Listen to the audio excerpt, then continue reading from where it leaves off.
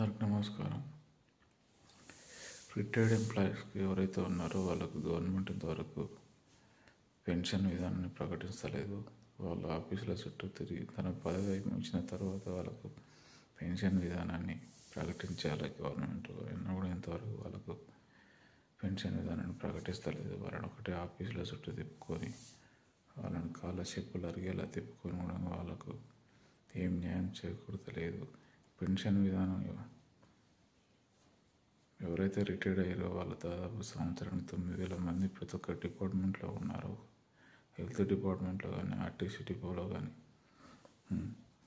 Teachers కానీ, తర్వాత police department కానీ, ఫారెస్ట్ డిపార్ట్మెంట్ కానీ, హెల్త్ డిపార్ట్మెంట్ కానీ, డాక్టర్స్ కానీ ప్రతి ఒక్కరు ఉన్నారు. ఎవరికి ఇంతవరకు పెన్షన్ ప్రకటిస్తలేదు గవర్నమెంట్. ఎందుకు, దేనికి, ఏమైంది, ఎక్కడ లోపం ఉంది? వాళ్ళు పాపం రూపాయికు పోగు చేసుకొని రిటైర్డ్ అయ్యే ముందు మాకు ఈ డబ్బులు వస్తాయి, దేనికైనా ఒక ప్లానింగ్ చేసుకోవాలని ఒక ప్లానింగ్తో ఉన్నారు. అయినా కూడా గవర్నమెంట్ వాళ్ళని మొత్తం శ్రమతో పొడి చేసుకొని వాళ్ళకి ఏ విధంగా పెన్షన్ మాత్రం ప్రకటించలేదు. ఇది ఒక సిగ్గుచేటు విధానం. తెలంగాణ గవర్నమెంట్ ఎందుకు ఇంత దిక్కు చేసిన పరిస్థితులు అందరూ అర్థం కావడం లేదు. అక్కడ విద్యార్థులకు ఫీజు రియంబర్స్మెంట్ ప్రకటించలేదు. ఇక్కడ నిరుద్యోగులకు ఉద్యోగ ప్రకటన ప్రకటిస్తలేదు. ఎందుకు ఇంత నిమ్మకు నీరు ఎత్తినట్లు ఉంది, అర్థం కావడం లేదు. రిటైర్డ్ ఎంప్లాయీస్ పాపం వాళ్ళకు ఏం ఆధారం ఉండదు. రిటైర్డ్ అయిపోయిన తర్వాత వాళ్ళ జీతాలు రావు. వాళ్ళు ఎలా బ్రతుకుతారు?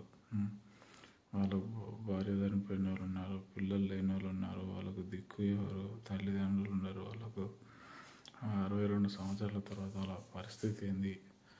దయనీయమైన స్థితిలో ఉన్నారు. ఇప్పటికే వాళ్ళు దాదాపు పెన్షన్ ప్రకటించక కోర్టుల చుట్టూ, ఆఫీసుల చుట్టూ తిరిగి పెన్షన్ రాక వాళ్ళు దిక్కు చూసిన స్థితిలో ఉన్నారు. వాళ్ళకు తినడానికి తిండి లేకపోవడం, కొంతమంది ఏ బుగులు పెట్టుకొని మనసులో పెట్టుకొని చాలామంది హాస్పిటల్లో పాలై రోగాలు తెచ్చుకొని హార్ట్ స్ట్రోక్ వచ్చి ఇప్పటికే 3 చనిపోయారు.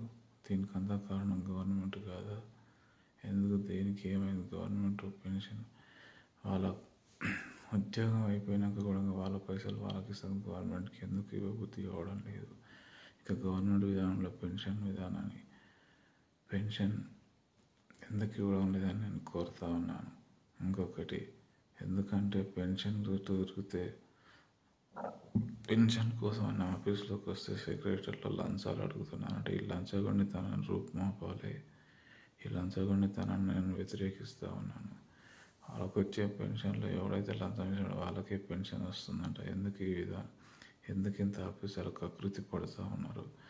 వాళ్ళు తిండి తినక కడుపు మార్చుకొని రూపాయి పోగు చేసుకొని వాళ్ళు తన పిల్లల కోసం, భవిష్యత్తు కోసం అని